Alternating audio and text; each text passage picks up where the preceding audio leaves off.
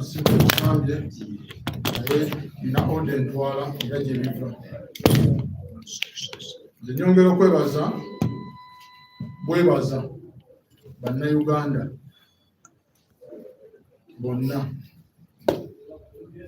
bwembeera gye nayisibwamu enkwata yange na buli kimu. Nze nakwatibwa ennaku z'omwezi nga lumu, mwezi gwali gwa 8. Nawambibwa, tekwali na kunkwata, nawambibwa. Bw'okunkwata balina okuwandiikira ekibiina ekintwala, nina abanenako obuyinza. Naye nawambibwa ennaku z'omwezi nga lumu, mwezi ogw'omunaana, Enansana East B, nga nva mu paakingi okupaakinga ngende ewange.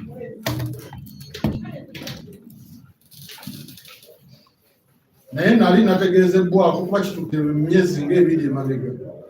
Badde nina information zenfuna ku simu yange, wegendereze ebintiisatiisa nga bingi, naye saabigenderako, nensigala nga nkola kye nina okukola. Naye nenjija nennyonnyolera bakama bange bakimanyako noonyezebwa, naye nga nabo beebuuza ki ekinoonyesa, nange saakitegeera. Mukwekamu olumu tugamba weepimamu, okwepima kumenya. Era babadde nange nabagamba ekijja kyekinajja. Netutema emyezi ndowooza nga 4 nanoonyezebwa naye seekwekako, naye nga nabo tebalaba nsonga kyenkwasa. Naye ku olwondowooza baali bagirina gye batannangamba paka olwaleero. Nava wano nengenda okuziika, ng'okuziika nengenda ku paakingi emmotoka we yali esigadde, nenvaayo nenzira ewaka. Olumu ndwawo okutuuka mu ewaka, naye ku olwo nayanguwa nzire awaka ku ssaawa nga 2:30. Nva mu paakingi, mbaako wenyimiridde omuvubuka ngamba aba boodabooda bazze wano wa booda, naye yatubuuzizza gy'obeera, wekukubira essimu tukubuuze, tumugambe buno yogera naye, banze gye nsula ndi mutuuze mulungi. Era bamanyi byenkola, tebaababuulira wa wembeera. Naye bantu batwala obuvunaanyizibwa ne bankubira nga nkyalina wano ku ofiisi emisana. Naye nze ne ndowooza, era namugamba ekintu kimu, bagambe tebanfunye olwaleero, babale n'olwenkya. Naye ku olwo baalemezaamu. Nakola nva mu paakingi, nyimirira omuvubuka abinnyonnyole, ntudde we nti kabalaza we bakolera. Emmotoka epaakinga, emmotoka erabika nnuuwa, manyi ya brown, kuba nagiraba nga epaakinga. Bwe mala okupaakinga baggula oluggi, njagala mpete, ono antudde eno aŋŋamba tugenda kukuba amasasi. Oddukira nsigala ntudde, nteeka emikono gyange wano wendi, n'essimu zange nzitutte wendi. Naŋŋamba si ye gwakireewo, nemugamba yenze, ate ono ani? Nemugamba yenze, balina ekifaananyi kyange. Naŋŋamba yimuka tugende. Namugamba wano wendi ndi waka, tutegeeze ku bantu bange oba abantu bano balinaanye wano. Naŋŋamba nedda, baalinga 4 n'abalala ne bavaayo mu mmotoka. Baalikola muno, baali nange banneetegekedde. Va mu mmotoka ne mbagamba sirina gye ŋŋenda, nga sitegeezezza poliisi na LC oba abantu bange wendi mbeera waneeno. Aŋŋamba yimuka tugende, n'aleeta empingu, wasooka zisiba guno omukono. Naye ne ŋŋamba ngenda kutwalibwa nga fala, abantu tebategedde. Ne mbagamba njaga tumala ogenda ku poliisi, yimuka tugende tule ku guno tugende. Omu n'abagamba kakati maanyi, nange ne ŋŋamba amaanyi gakole. Nkunjija ku lubalaza we nali kuliko omwala, bansikambula busikambuzi, empingu eno egaanye okuyingira mu guno omukono. Era zino enkovu zino mpingu, empingu yannyingira mu gumba lino. Nalino kulwanagana n'empingu bansika bansuula mu mwala. ntuula wansi ndeekaana mbagamba sina gye ngenda oba munzita. Musajja ngamba gulowooza bwe twakatta bameka abasinga naawe? Ne mugamba munzitire wano kuba simanyi gye ntwalibwa ki kye nakoze, tugende tujja kubuulira. Byali bingi, nayisibwa bubi, bankuba. Bali abasajja bo bakuba akago kanoga. Naye ng'ensonga enkubya tebagimpa. Ne banteeka mu mmotoka, nali nsudde essimu, ne bazimbuuza ziriwa ne baziggyawo. Babba mu kutukwata kye nazudde beetaaga amasimu. Naye nze essimu yange sirina kibi kye ngikolerako. Era nali mugumu nga bazikutte. Bwe banzigyawo essimu bazikwata. Sayina kulaba, saalaba ku muntu yankwata. Nayambazibwa enkofiira mu maaso nga nina okutunula wansi okuva e Nansana ng'ate nkubwa.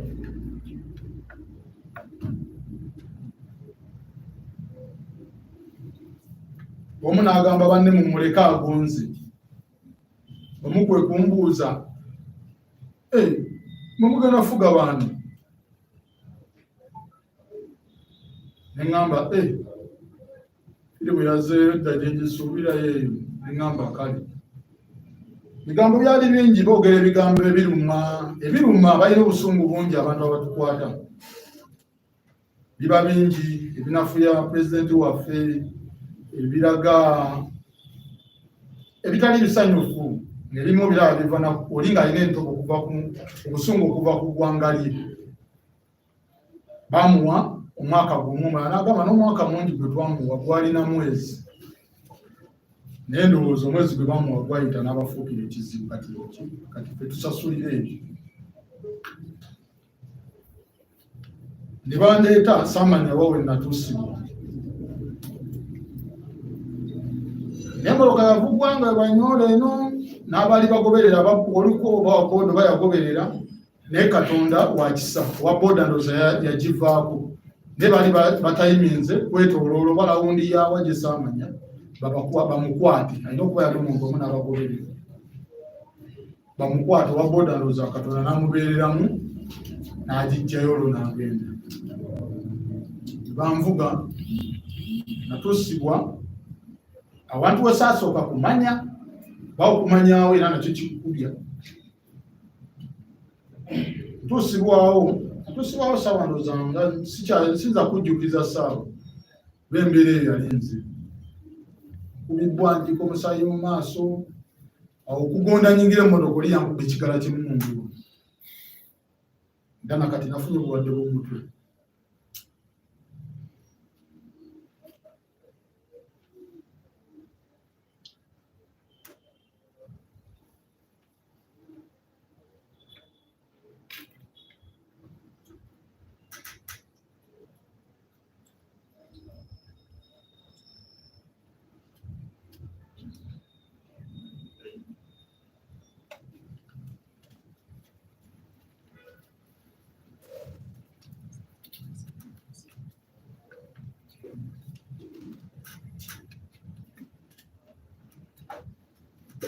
Essaawa zino eno okugulu ekirwa kyazimba kiriwo ekiti.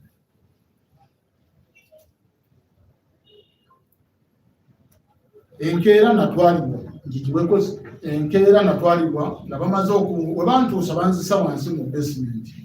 Eyali ensobi abantu abandeeta ekiro kye baakola. Tebalina kunzisa mu basement, balina okunsuuza ebbali obutamanya bintu biriwo. Naye ku makya nga ndi wansi eyo, omusajja yajja nga nze manyi omusaayi guva mu mutwe nga guva mu liiso. N'agamba gwe yimuka gusimule omusaayi gwe abasire gye tuli wansi eyo.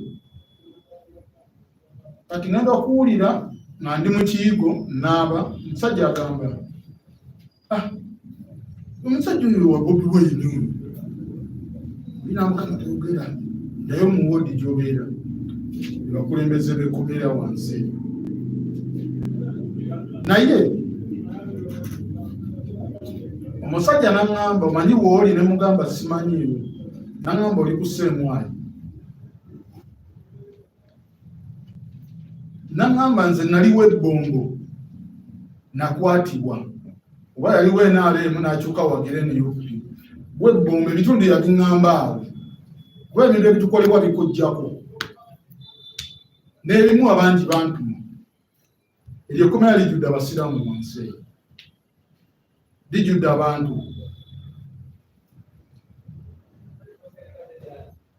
Naye nze ku makya baakera kunzijjayo ng'essimu zange baaziggyemu ddala okwo be baziinako obuyinza nga sikiriza banagikwatako wenti okugjamu looko za patani ezimu balina kuginteerawo n'engijjamu. Lw'okuba nali ntiisibwa buli kimu nga ne patani ogyerabira ne bayiwa essimu zange zombi. Ne batandika ozikola buli kimu ku kompyuta zaabwe nga be bambuuza ate biri mu ssimu yange.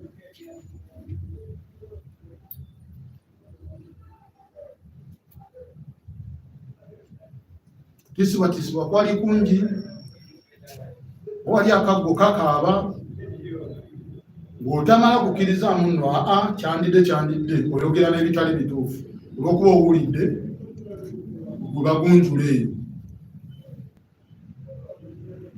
Naye nali nabuulibbwa dda ne baŋŋamba okukuba kwandiba kwawedde, tebatera kwagala bakuba, naye abakutte be bakozeeko emikolo.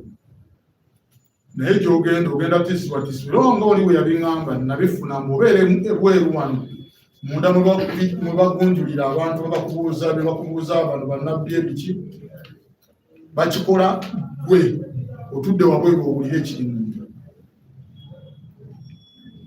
Natya batuka okuntwala munda okumbuuza. Essaawa eyo tomanyi muntu siraba kuva ekiro sina muntu gwe naalabinze, simanyi na musirikale yangu. Naye nalaba yantwala mu kkooti. Namala ne mulaba nga bangigyeko akakokolo aleese fayiro mu ndeega. Ekyo kirizibwa kulaba muntu yenna tolina kumanya wawo. Era bakubu naye nali omuntu omwambuuliddeko. N'angamba kijja kujjawo eki, nagenda okugenda gye bali ngumye nga nakkiriza nze n'okufa. Bambuuza ebigambo bino wammanga, ate nga bye babuuza abantu abasinga, nsasulwa ntya? Era njagala bajje bakibuuze bakama baffe, tusasulwa tutya? Nze simanyi.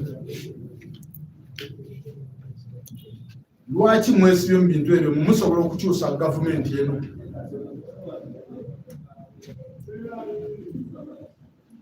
Ffe bakulaga obukyamu bwa pulezidenti nga bw'abakozesa. Obukyayi bwe bamuyinako bw'amaanyi. Nze nali mu t-shirt eriko Kyagulanyi. Ekiro nga nakatuuka nafunirawo siraamu kuba basooka kukuba kifaananyi bakiweereze bakama baabwe nga ntonya omusaayi. Baba n'amazima bakibalage nga ntonya omusaayi mu liiso nga liguva mu liiso nakubwa siraapu lwa saati. Awo buli omu akukola kyayagala kuba tolaba muntu wali awo. Nalaba banjijjako ne bankuba ekifaananyi n'enzira mu edigiya bakyambala biina n'ennamba. Naye saati busaati ng'enyiiza omusirikale ow'eggwanga.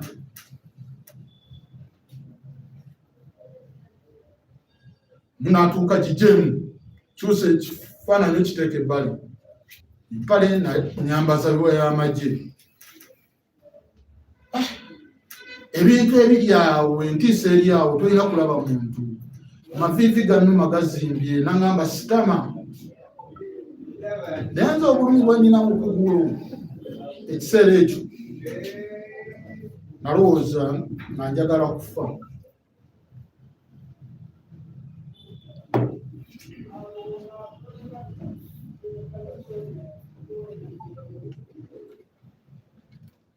Ebintu byali bingi. Nze nangi bankuseemwayi nga sikirizibwa kukkirira wansi gye bansuza. Bakuseemwayi ne banziza ekireka. Nawo saamanya wa wendi kuba ndeetebwa mu kakookolo. omutwe nina kubanga buli mabega wa motoka we kuti nze ntuusa ogenda eruzira nga eno ensinga ekuluma mu kuba toyina kulaba ku muntu yenna. Nsiiba Semwayi nsula Kireka. Nze nali boosi nga banvuga buli lunaku gye nsula. Olw'okuba tulina olugambo twogera bye tulabye ne bikwogera ebyaliyo. Lwatuuka ng'embeera eyitiridde ali ku Kireka kibuka n'aŋŋamba luko baba batano batamu ne bamusiba eruzira. N'aŋŋamba Akireewe badde eyo ng'oyo mu kufumba naye akaliro kayitiridde n'emmoloka eyakwata baagiraba bw'ogimanyi namba puleti ne mugamba naye mmanyi mmoloka yali ya brown. N'aŋŋamba kaliro kayitiridde bwe mpuliddeko awo bwedda bikala ebiyo na biki. Naye webatakutwala kwogera na mukulu waggulu eyo enkya bagenda kusiba. N'aŋŋamba nkeera banjigyayo Kireka ne banjita ku Semwayi. Lwantuusa oli n'agamba tugende ku saaki tugende akolera mukolere fayiro mukole ku fayiro ye ng'olondooza akalire bweru kayitiridde. Ne bantusaawo simanyi banayita wano banayita wali wabula incidence gye nawulira mu mmotoka nga ndi Nansana ku poliisi erina okuba yali konvoyi ya looka basisinkana nga ndi mu mmotoka era omusajja n'agamba wansi abasajja abo munange balina entwala gye batwalamu eggwanga linene. Abasajja otaba balugenda kubalukawo abapoliisi abo n'abasajja abo Semwayi babeera mu mbeera. Nowuli abayombagana biki naye nga ndi wansi awo osobola kuyingiza bweru biki bafuna mu nyumba bantutte waka bakoze saaki gye Nansana bagenzi wa chairman nze mbalagirira bagenda wa chairman basangayo defense ne bajja bayingira ewange nga boogera bulungi nnyo nyawo okunjija eri yonna nga boogera bulungi nnyo nnyo. Ali bagakunira mugundi saati etali yange n'agamba yambale saati ye mpale nagira mu y'amagye embagamba mumpe empale yange nje nena nsula ndi mu kikomera kitiisa abantu abandaba yatwalibwamu omukozi w'ebibi toli kali mukozi wa bibi mumuwe bubi engatozi banali ntambulidde mu bigere mumuwe ebisando byayambale ondeete waka bateeka entiisa y'amaanyi gye nsula.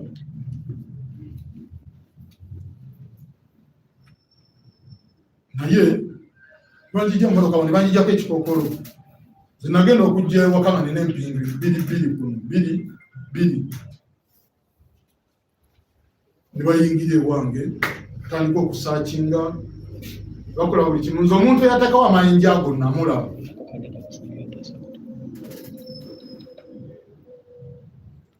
ne neiba wange yamulaba. Lwanze we twayingira mu kisenge yajja n'ateeka omukono ku nkofiira ezo wezaali nkofiira ezo ezaalawundi ziwe ze bayita ezaala n'ateekako. Nze nalowooza agikutteko agivuddeko. Omusajja tumala okugenda mu kisenge gamba omukyala ne defense nemala mubeeremu abasajja ebintu babiteeka mu nnyumba sina kintu. Bannange baapakula ennyumba yange baapakulula ennyumba n'abalina kyebanoonya kyebali bateresa ne bava mu kisenge ne bajja mu kisenge ky'abaana. Kisenge ky'abaana olwali okuva mu kisenge kyange nga bwonoofuluma waneno wooti omukono gwe gwatuukira bwe yatadde kantu. Naye ng'omusajja neiba ayogedde n'agamba tetolamuzi abantu abalina kye batadde awo eyali asaakinga nga amatu gamuli bbali n'abantu banninaani.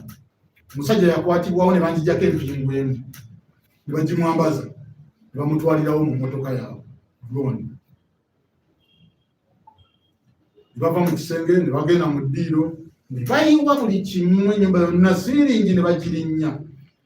Najjayo essaati yange yaliko legasi yawo ya bubomboola era rediyo koolo ezikola emirimu gye tulina okukola zakkirizibwa okufuna zitundibwa mu maduuka Kampala kuba eyo dipaatimenti yange nzikozesa nga ngenda kuma mukama wange nibe zikwata we naziteeka awo najjayo ekifaananyi kyange bakimpa ku birthday yange biyakikola akiteekako happy birthday nakireba nakyo ne bakiteeka mu bintu najjawo enkofiira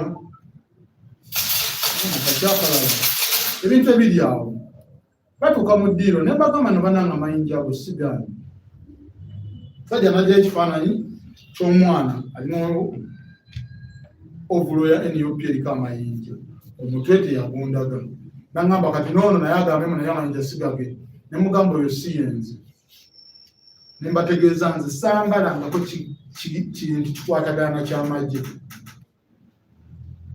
sambalangako ovulo nze ne bwogenda mu bifaananyi byange byonna nze mbadde nsinga okuwulira abaana abo bagamba mugye amayinja ku yunifoomu naye nakyejjusiza ne ŋŋamba esema nagambala amayinja gange egankwasiza ddala nga ngamba bagagansibiyeko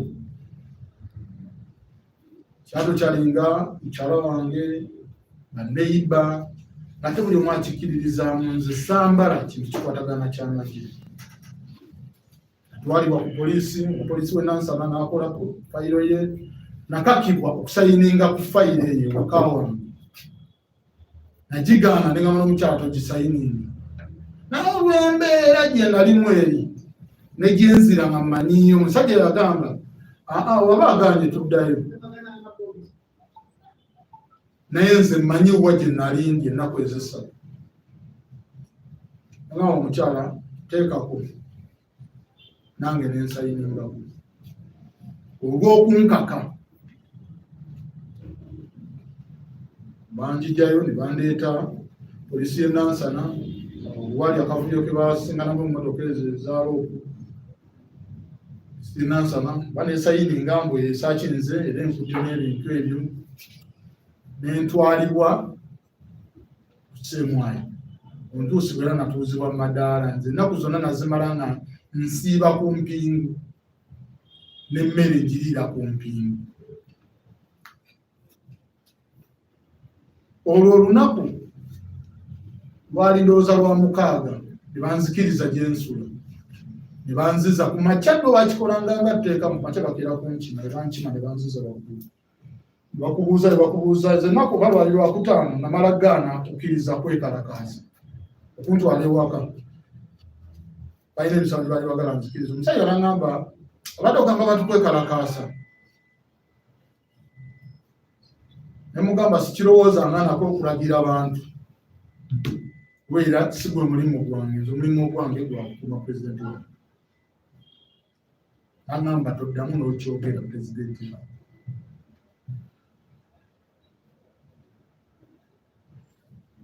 n'agamba muzeeyo ku mpingu wanerowooza anakkiriza kyakwebukeera kwe kuntwala ku saaki bakusaaki ne banziza nanzikiriza gye nsula era abasibe ng'abasibe babeeramu abasibe beewa amagezi abasibe agamu gawabula agamu gatomeza naŋŋambe kuyita ku sande n'ogenda olaba omukulu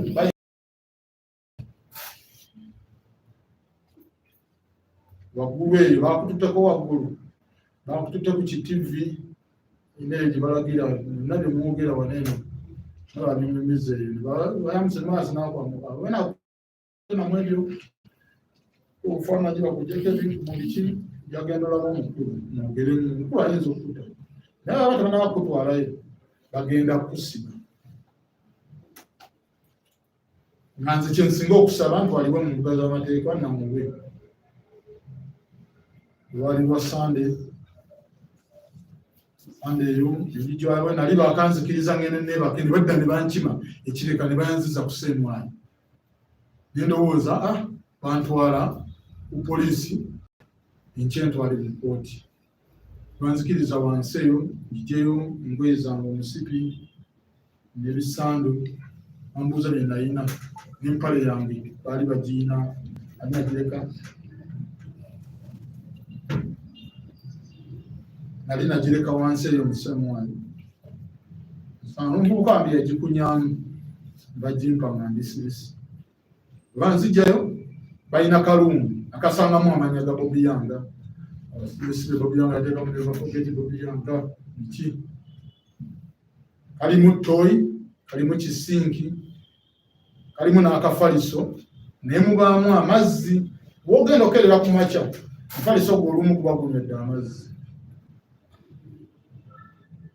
ayingirizwamu ku ssaawa ndooza nga 9:8 leero nawulira ng'ensi ekomye gye ŋŋenda neneetamwa buli kimu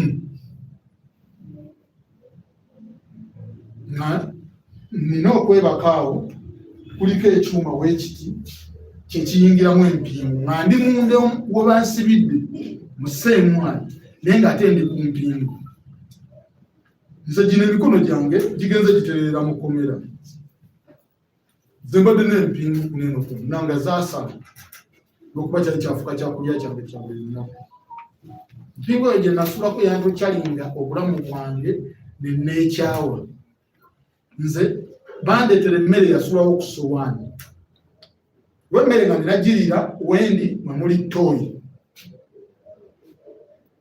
nina kutuula ku tooyi onantudde ndye oba okwebaka awo wansi nenebaka ku mpingu wendi mu mukono guli webuti nolwanyuma ennyo n'empita omusirikale ne mugamba fande ngenda kwebaka ntyanga omukono guno guli waggulu yansumulula wansumulula ate yanziza ku mikono ebiri kino nga wanga kigezo gende ewuwo weesibe omuguwa ku mikono ebiri weebake mu buliri bwo neweziba inchi 6 nga wagwazeeko genda weesibe woti weebake mu buliri paka ku makya ojja kumanya kiki naliko ku mpingu ezo zatupa ssaawa 6 nentunuulira emmere enjala ennuma nentunuulira embeera gye ndimu nina ogirya n'engalo zino endungi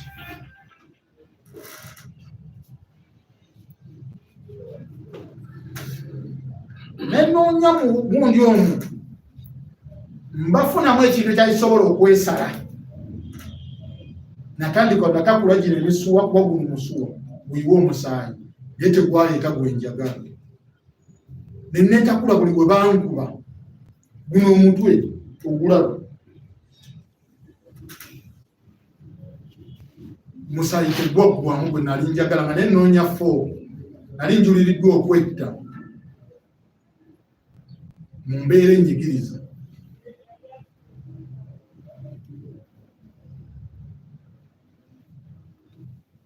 naye loza Mukama Katonda yali nange manze ndi mukkiriza era abajjukira mumanyi nze lwanzuza sapule nze sapule yali enzise zino enkovu zino sapule ye yali enzise awo gonagana nagatakula nfuna omusaayi gunkendeeremu omufe naye nga noonya fooko yambula amazima ga Katonda n'obudde Katonda yanyamba munnange ne bukya nga ntudde ku ttooyi ku mpingu zange seebaka n'ensoma nawo kasatule kange mu magezi kubanga alina mu mutwe enkuze ngisoma obudde ne bukya zaali ziwera 11 nga banza okusizza eno naabe ngaggulawo nengenda nenaaba nenyambala engoye zange ne banziza mu mwaka kalungi banfulumya 12 ndoza nze nali kwesooka kunywa amafuta ffe twasookawo nga tebanaba nagaggulawo oluka netambula simanyi wa we bantwala ndi mubikka amaaso nze ngenda okulaba wendi nga ndi ku kooti maaso naye nga omusirikale omwangamba akireewo otuuse ku kooti maaso gwe simanyi naye ate n'abasirikale abo bonna si babi ebyo byogedde birimma ne musemwayi mwebali abalungi besijja kwogera biki balungi abamu ate abamu si balungi balina obusungu bwabwe. Naye nabuuza omusirikale yandeeta nemubuuza afande mundese mu kooti y'amagye nakoze eki? Ojja kulaba era bwe nalabira ndeese bali bagala kumpisa manju ne babagamba omuseere muzeeyo muyise mu maaso ekundeeta mu maaso ne banjijjako ekikofiira era nagirawe weyo enkofiira eyokya ebuguma n'otuuya n'ofulumya buli wamu amazzi. Enkofiira eyo bino byedisho byetwambala waneeno bakikwambaza nekijja paka wano bakuyamba bakireeta paka wano ate omala okyambala olina kubeerawo oti birina n'ennamba basibe babingamba omuntu oyambadde ennamba ki ate bakuwadde etta mulimu etta eyo oli teyawona biki abafiya ebeera nyingi n'abasibe abamu gye bakuteekamu gye bakubuulira.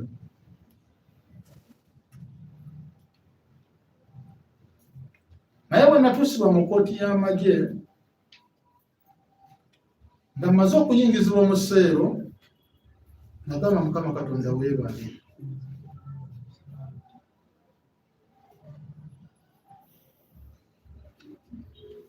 Mukama Katonda weebale. Ng'olundaba ntandise okufuna obwenkanya. Naye baloya bali batadde ekiwandiiko ekindeeta mu kooti. Bandi awo ansojoje musisi atuuse atana atuuse nenamba nibampanako ne ku ssimu ne mbagamba gyalakubirako ku bantu bange ne mbagamba naye kanjogereko ne pulezidenti niba mumpa ne njogerako naye omutima gwange ne guddemu nangamba bino bijja kuggwa ne mugamba ndi ku kooti maaso ne banjijjako essimu ne nninda ekooti ennamule. Nasindikibwa e Luzira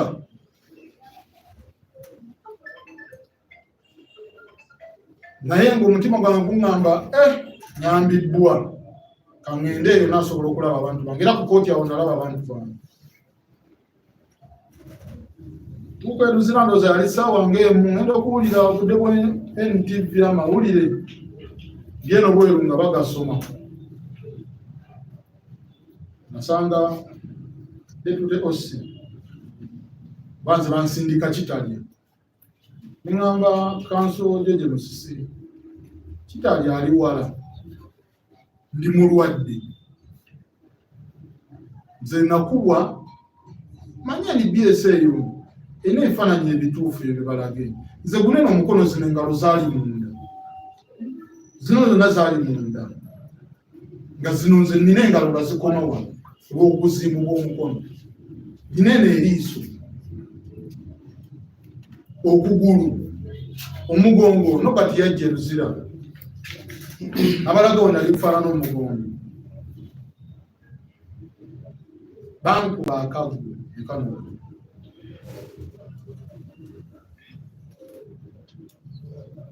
bansindika e Luzira deputy osandisirvenga olweggulo komera basaba sayizi okusitanga n'owono wasitamya saasala sayizi ne mugamba amagulu gannuma deputy oswekomera naye nga naye ndowooza akiraba bulumi bwe nnina abulaba ne mbagamba naye njagala kwebaka nze nagenda mu loole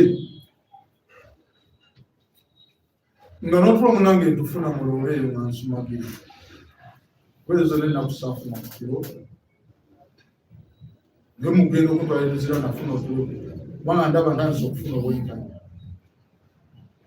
e Luzira deputy osirangisivinga bantwala oluziroteringa kitale batuga ekitale osobola osula mu ngoye zo nkera ne bakola uniform luzira ireringa nduze apa yedeni n'amateeka gayo saawa eyo bantu aliwo nenfuna uniform nambala ka uniform bazingezaamu serikali nagamba lino nga sajja pale nezigaana esaati nezigaana bafuna yawe ekipale kyali kigalamu nakasula esaati nagamba yambalamu enkya tujjafuna uniform teeka tukiza sula eringo limungoye ezo osi nabagamba mutwale wagenda okusula nembabuuza mugenda kuntwala wa nsaba omusirikale nsaba omulireyo omugaati neminatimei ngobinja litandise n'okunnuma n'agenda n'abigula ku ssaawa emu kitundu n'agenda kantini n'abigula sente zange eziteeka ebbali biki bantwala mu woodi natuuka mu woodi natuula nayingira ne banzigulira ne basooka bayita aba woodi liida ne alati ne babazza ebbali neŋŋamba ne bagamba kati bateesa biki kumbonyabonyezamu nene ngamba obusibe nabukolako tewali kiba kyebagenda kuŋŋamba kyesimanyi nayingira nentuula ku biri bwalapi bali alapi nambuuza bulungi nnyo amaze okugana abakulembeze nimuli ebitiibwa serutu tewodirida abeera eri katanga ke naye nakutumya jangu wane wange engenda waali we nasanga n'omu omukozi wa gavumenti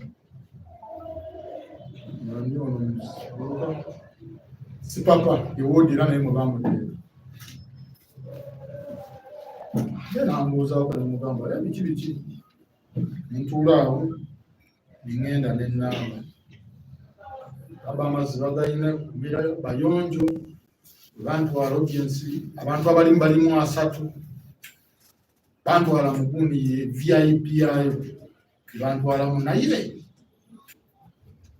tokyalinga kubanga tokkirizibwa bantu balala kusemberera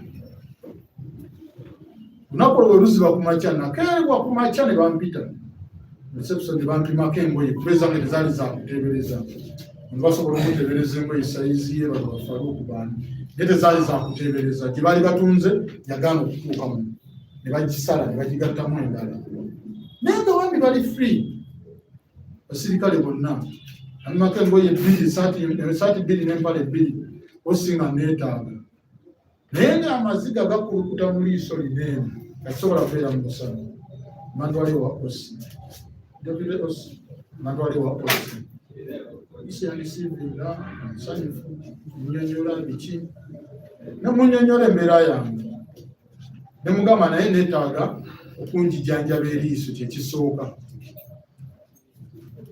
era komera ngenda dyebaza osiwaalyo linnya lye ndyerabidde nayejjukirako deputy esimu bambi bampisa bulungi bonna bamala abaani bampisiza bulungi yanteekako omusawo w'amaaso atwala ndowooza luzira najja ne bankolako biki ateekamu eddagala tandika okuyiwa omusaayi guli liiso yalifunye olulamu nene lirina ekisaayi liiso lyange lyali litandika okuvundirira natandika okunkwata lina eriiso olaba bulungi biki nemugamba ndaba agamba ali banjanjaba nakeera enkeera najja n'enkeera ddagala balimpa mu budde ery'amaaso noweriggwawo ne kakati wembeereddewo kuba nze nalifuulanga eriiso lya ddagala buli kiseera bambi tebanneekaanya ntandisawo okulwala ebifuba bamanya ngenda eruzira nga nfuka omusaayi mala w'ekikumpi namba naye ngera nobo bagamba wenagenda nabo bambi ampayo painkiller awo biki neŋŋamba nenfuka nga ndi wa painkiller iso omukuntujja nakumira painkiller okugulu nakumirira painkiller neŋŋamba naye kiba kiggwerawo ananyamba bambi bwembadde mbasaba okugenda okulijanja badde banzijanja bagezezzaako era paka olwayo nafulumye nkolola omusaayi.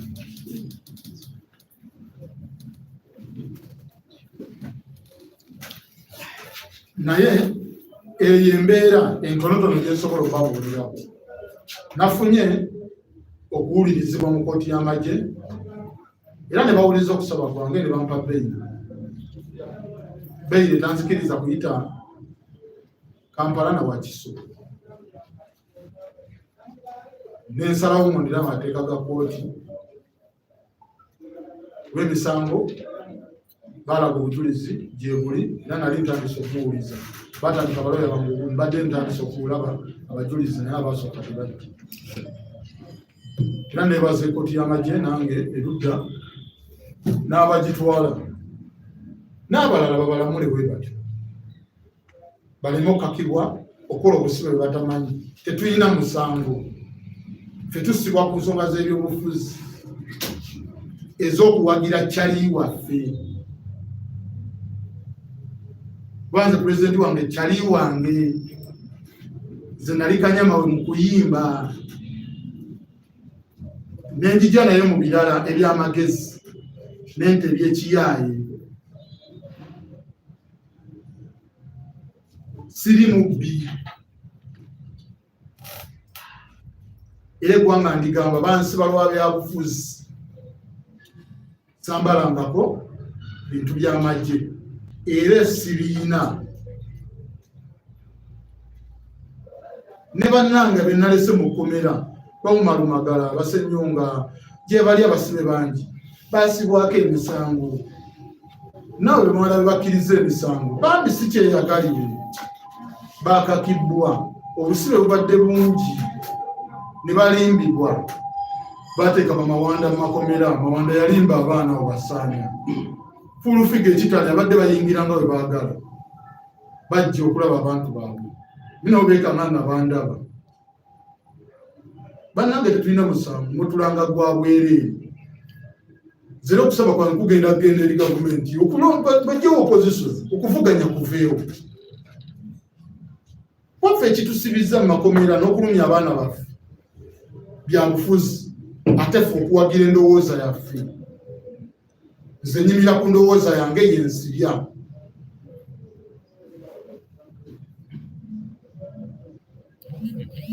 Era tusaba mutulamule bulungi mu makooti gammwe era mutuwulirize nga bwe mwampuliriza ne mumpa eddembe lyange n'abalala babawe eddembe lyabwe era babawulirize bulungi nga tebakakibbwa. Obusibe bwe tukozesa ekigambo mbubuggwa naye bwagenzeemu nzaaka nga akagamba bukwedde butya ng'ebike mu byazzewo ebiki ebyo. Ebola mwajja ku kkooti ne bambaza ssebo n'omusibe sati ye n'ale mwavume pulezidenti Kyagulanyi.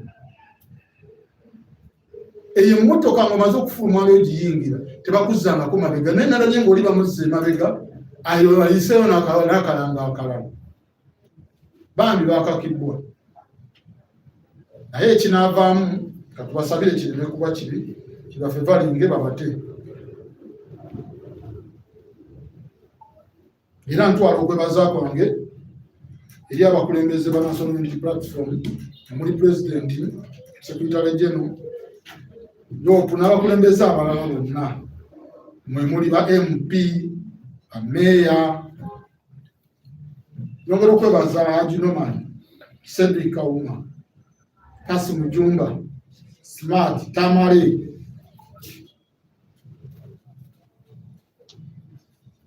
n'abalala. Nyongera okwebaza media. Nze mwampoze ebbanja.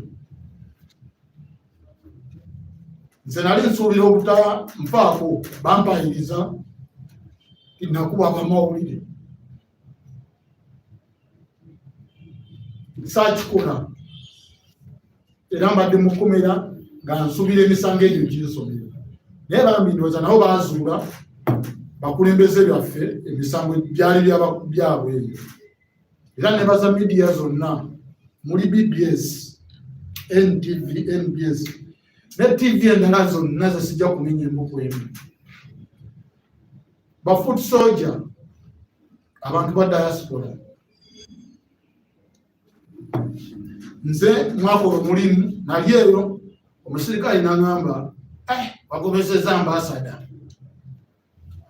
yatagadde mu luzungu nebagamba yateyogedde mu Luganda.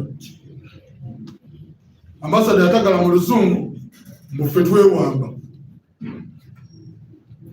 ate nkeera abewamba nga bantadde bakakulika amagye munange prison yatuterayo TV mani ku TV okwo amawulire aga NTV ag'oluzungu NBS tugalaba gye babaleetera abo abaasoma ennyo nga balagaye mu Canada ali ku kisaawe entebe mu kasate bakalika bedde bakabulawuzi abamawulire mu bitambuza kirewo yabireese omuntu obadde babundagako mu magezi era nyongera okwebaza amawulire bannayuganda mwenna bali bwegwanga nze ndi mutwe yali mu America nayisawo message ate ekiseera munange kyebankwatiramu kyebamanya muno kibi nekyebali bakutte baali tebakitegedde baali bamanyi bakutte akaweero nga pulezidenti ekiseera ekyo yalina okugenda e Bulaaya okwogera oluzungu Edi mutwe yalina okugenda obyogera era nebaza edi mutwe yakikirira bulungi ba message nagifuna pulezidenti waiswa abantu munange bekomera bagala okulaba naye alisala bakulabeko obubinga bamututte era bangi n'abasirikale bamubuuza waiswa natanajja kulaba ne musikasika oli ne musika eriyo ku ssimu nengamba tukyali bange wagira nti bamuyalisizaawo namalisa naye munange abantu munange bali mu kkomera eyo babalaba ensonga eno egenda eri pulezidenti abantu munange baagala mulonda abasibe baagala kulonda abasibe bali naye yayimba wajjo nayogeddeko naye yayimba mu kkomera emyaka 15 emabega abasibe abo gye bali yaliyo ku musango muno gwamuvunaana bamutwala amapapulisoni mu kkomera eyo babinyumiza amagezi bambi bamanyi kyayitamu naye bwe kyebamusaba baagala kulonda nabo balonde ku pulezidenti gwe baagala naye neera abantu batulimu mu makomero eyo ensonga lwaki nze gambye gyabadde bankuumira bampa ensonga bwe nfuluma okundeeta okulaba omugenyi mperekerwa BOBI yange ne ttiimu ye muyodi ne ttiimu ye Bumalu banyumyeko nange naye ate ekibatayagala mu prizoni kuŋŋaana abagenzeko mu prizoni mukimanyi ate nze yayagala okumpa yampa ensonga tulina okukuuma obulamu bwo nakinze kakube kulya era ebyo naye ndabyebaliza osi nze abaana bakeeza emmere ku makya BOBI yange omukyere Bumalu naweereza amagi ne gundi abakawunga ka prizoni nabo nga bakandeetedde ko kali awo tekategerekeka baliyo mukamanyi prizoni neegaana okugiyisa ku geeti bambi nempa ensonga tuti omuntu wakola ekikyamu era osiweeyo munnanga abadde wanjawulo baosa abalala eyo etwasanga ekitaliwo ng'akuwa ensonga nimutuula n'akunnyonnyola lwaki akoze ekyo era omufumbyanfumbira namala musaba ne bamuyita ne mbagamba badde njagala owawuma lwamufumbira kubanze sisobola kwetetenkanya nze komera naye lyakutetenkanya omusajja okeera yali akeeyogera okunoonya ssente bw'olina kulowooza kulya kwe kusooka mu prizo olwondo ebijanjaalo byo birondemu obugundi otereze byogenda okulya mbadde sibisobola era wuma lumagala abadde mpagi nene gyendi nze mbadde ndya buli kyenjagadde n'ekibiina nga munnange nno kimpeereza munnange ebyokulya abantu bankyalidde ab'enjawulo besijja kumenya gundi ne gundi naye mwenna munkyalidde era mbeebazizza wamu mwenna sijja kubira muntu ku muntu funa obubaka okuva ebweru famire yange zomwana wange akola P7 obulimi bwe mbadde nina mukomera bweru kudda omwana wange amaze okukola P7 omwana omulenzi gwe nina omwana wange nkuze muyina bale evubuka mumanyira efu yaffe ey'ekivubuka nga mbeera ku kidowa yakoze mooko nga siriiwo badde nga Mukama Katonda tunyamba bakiri mbeerewo nga tonakola bibuuzo naye munange yawuliriza essala zange. Naye munange abakulembeze b'NUP nze nganda ze nafuna omwana nsanze ebirabo ewaka yabiwadde mama wabizzi bimujjuddeko webiti bamama saba bamutwalidde engoye bani ono bigayi yatumayo abantu banange mwandaze era nze nyongera okwebaza famire ya NUP mwenna bebaza tomunaye twafuna eŋŋanda endala bw'eŋŋanda ezaffe ezimu zisobola obbavaamu era nze njagala kwebaza famire yange waiswa nagimanyiiko naye munnange tebanneesamba fe abaana bali eyo abantu abo tebabakyalira nze baganda bange nina n'abafaaza babiri n'abasisita bani mukomera balese sapule tugisome ne bajja ne bandaba eruzira teyingirikika ng'onoonya kireewo bababuulira abadde bajja okundaba abantu babatiise bwerweno mutuli ku musango guli omuzibu ennyo ennyo bw'obona woogenda onoonya kireewo mubi era nyongera okwebaza abadde bankyalira eruzibu mwebale nnyo mwebalire ddala era ndi musanyufu Amerika omundabira mwana naawe kenyini abeNTV mwana mwana mwebale kutubeererawo wamawulire agamu ogalaba munange pulezidenti bamukyalwa si wane n'okaabamu si majje gokka naye mukomera amawulire ga pulezidenti gatagalamu kaawo netiwaka neegulamu nga mugalaba kuba gwe gatuuka tusembera tumala okulaba kiki kyayogedde era munange ensonga kasobola ensonga gyogerawo abakulembeze bamanye amakomera galina TV tubadde ngolaba lumu omusajja gwe basindika mu parliament bwakiikirira abantu ng'ogamba ye lwaki tetwateeka yakirero era abantu basuba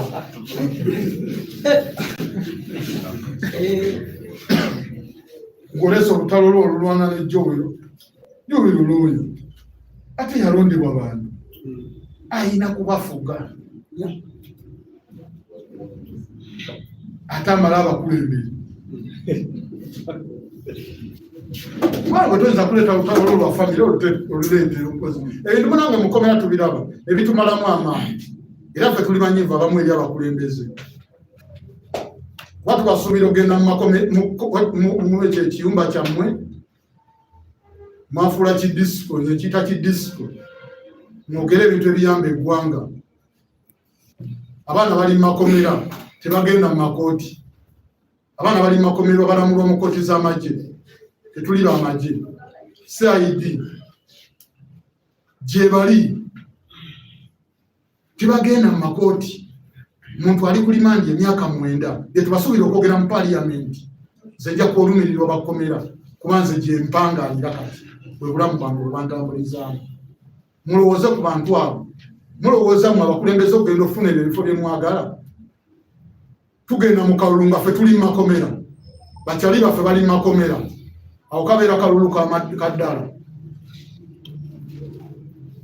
bye tubasuubira okugenda okutereeza mu paliyamenti si byagenda mbu ate nalemera niko tulondera liida z'opozisoni olw'okuba mulwanira omugati gwammwe babakozesa mugende muteeseze abantu ebibaluma abantu bali makomera bavunze babamenya zekyo nalwe ku muntu gwe bayita ku CID bamumenya lino eggumba lino atambulibwa kagaali okugenda mu kooti abantu bali mu bugaali baali balamu baleka famire yaabwe nze bannemazza eriiso teriraba okugulu simanyi sikyasobola kukola bino bye training sikooti okudduka bannafuyizza tebagenda batunafuyako bitundu webito bitundu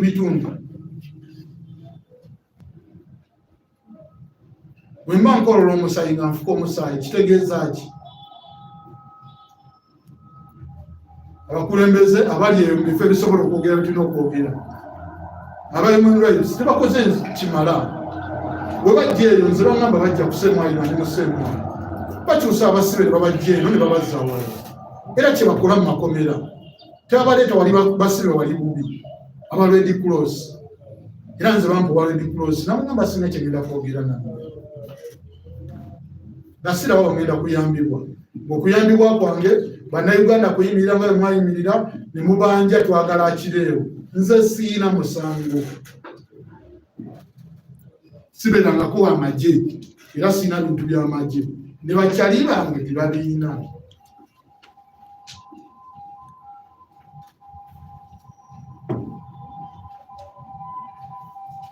Kansowayo tandikirawo.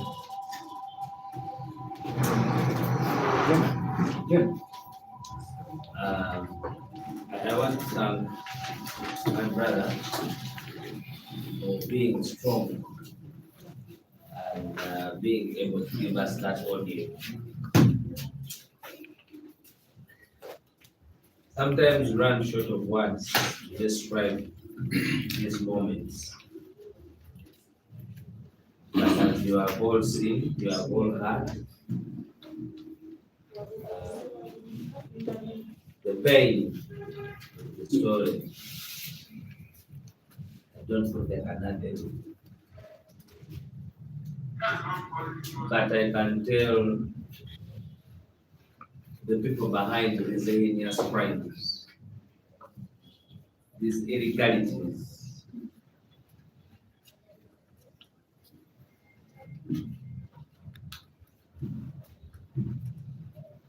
that you may break our bodies, you may injure our mind and soul, but you will not shake the spirit of this revolution.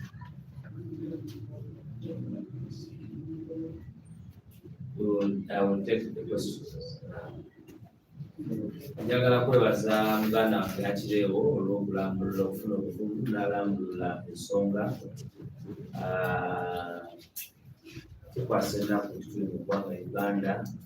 Ekitera okukwasa ennaku nti olina n'okuwaayo obudde obunyonyole ebikoleddwa kubanga abantu abalala balowooza nti tuli mu kusaaga, naye nga nkakasa ne mbawula bannamawulire ababadde wano mulabye first hand pain gyetuyitamu nga bannaffe bawambiddwa, pain gyetuyitamu nga bannaffe, kubanga ebyokuba nti omuntu gwe bawambye tomumanyi tomuwulirangako, ebyokuba nti wabisomako obusomi nga bwe twali twabisomako, many of you are young people abali wano, mpozi mama waffe Nalusiba yayinza okuba yali yalirabako, naye okuba nti omuntu gw'omanyi gw'owangala naye bwebali mu kutuusaako obuvune bufaanana bwe buti okulemaza obulamu bwe bwonna olw'okuwagira omuntu, kuba kiri mu lwatu nti kati amagye go gavunaana abantu olw'obutawagira General Yoweri Kaguta Museveni. Ekyo kiba kikyamu era bwe tegaba magye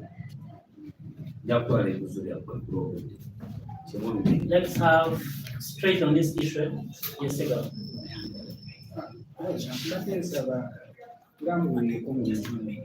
Okay. Another question? Okay, I will do that. Okay. If you trust my English. Another question? I think that's No question, because I think it was exhaustive. It was quite exhaustive. So, Comrade Akireewo here, his story is very clear. He was abducted on the 1st of August. He drove from the offices here and descended to his home where he has been staying for some good time in Nansana. And earlier in the day, he had been called by one of the workers at a washing bay near his home at a parking lot. And he was informed that there were people on the border that were looking for where he was domiciled in Nansana.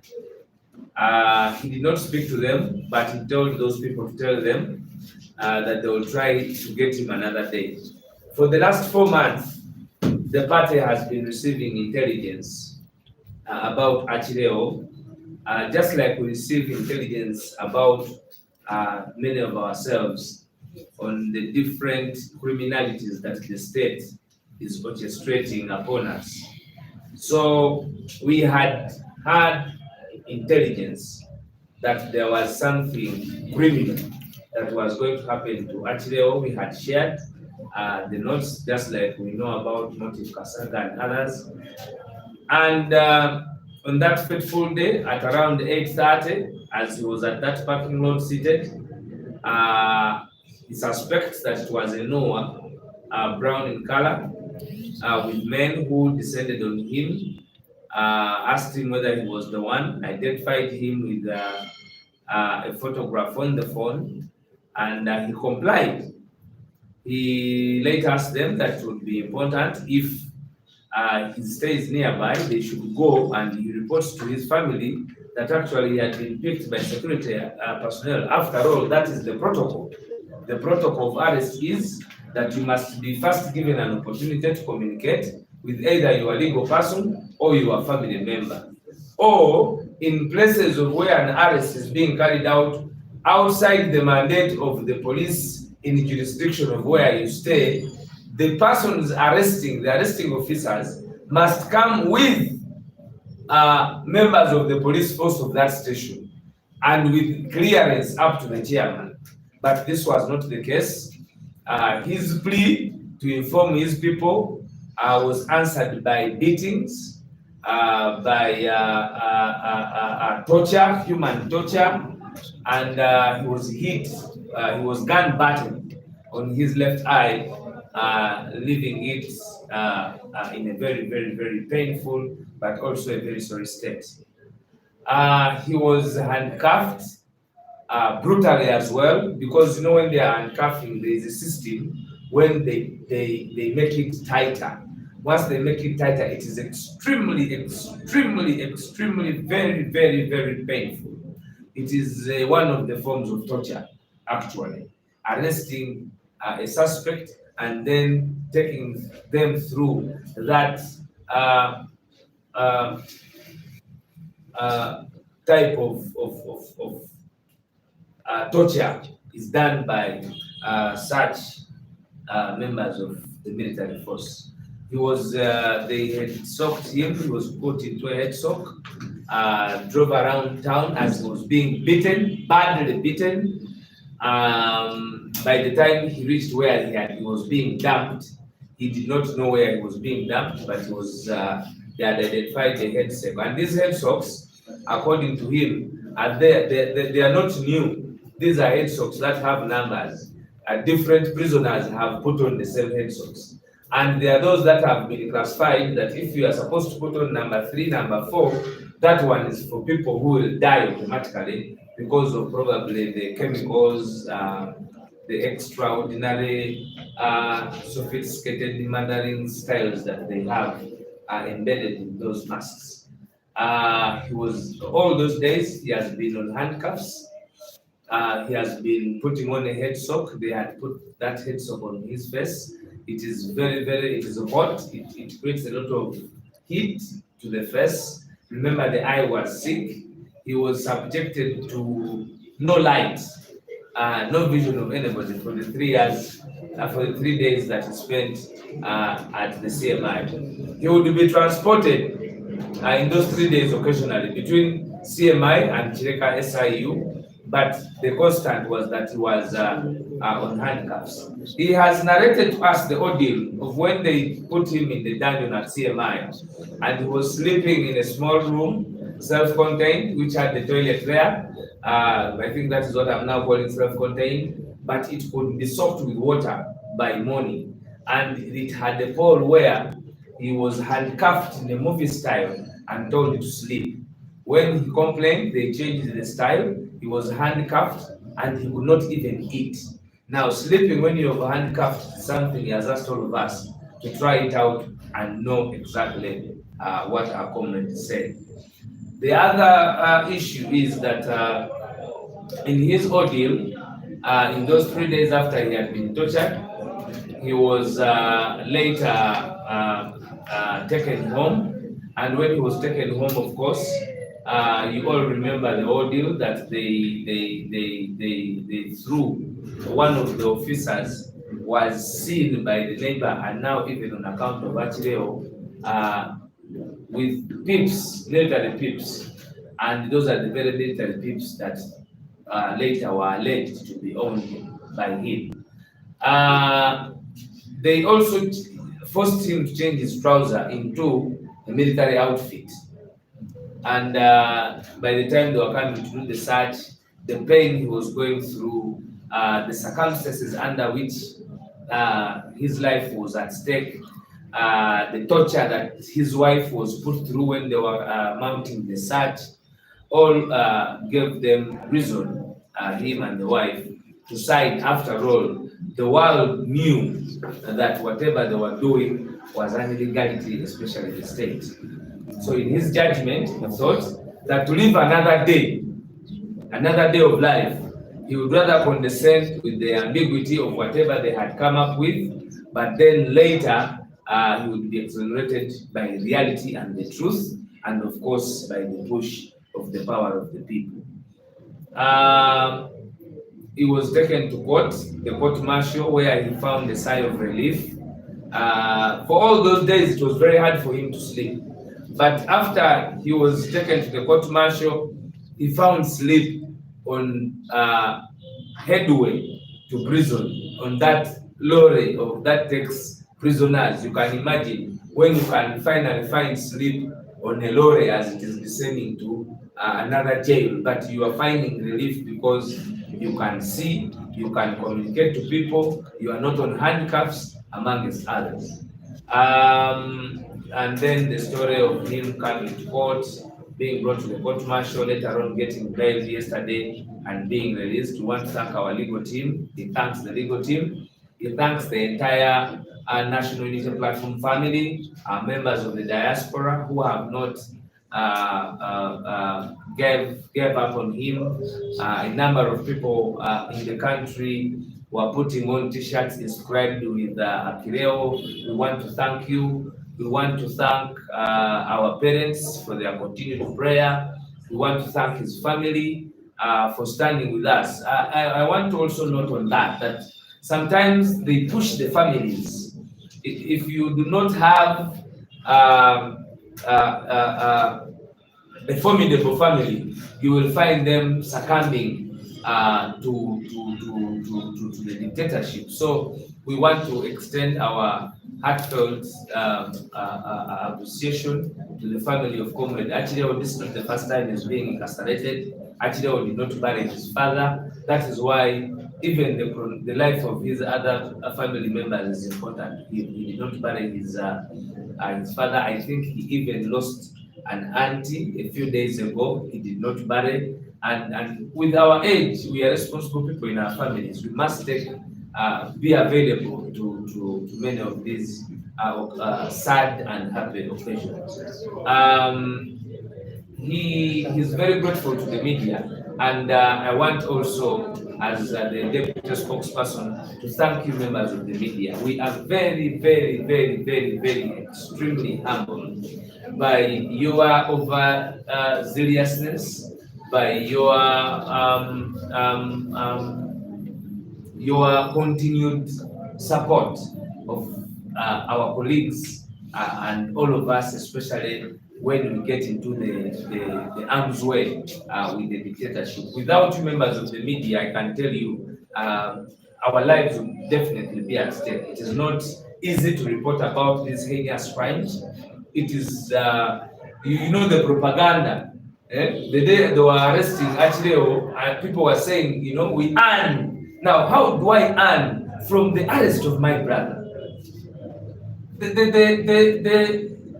The absurdity of those who connote the same is that they do not know us. They don't know how we relate with each other. We know our families. We know ourselves. We are a family.